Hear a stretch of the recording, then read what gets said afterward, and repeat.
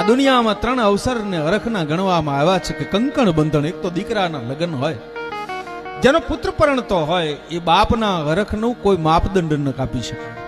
એના હરખનું કોઈ મૂલ્ય નથી છે. એટલો હરખ બાપને દીકરાના લગ્નનો સૌથી હરખનો જો હોય તો બાપને હોય છે.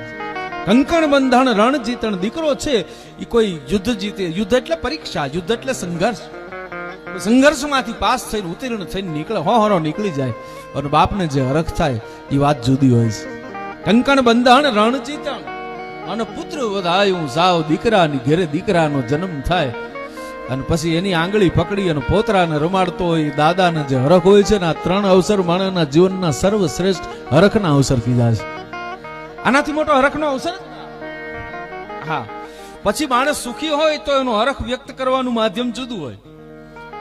શ્રીમંત હોય, પૈસાવાળા હોય, ધનપતિ હોય તો પોતાનો હરખ એ રીતે વ્યક્ત કરે. કોઈ ગરીબ માણસ હોય તો હરખ એ રીતે વ્યક્ત કરે, પણ હરખ હરખો જ હોય છે.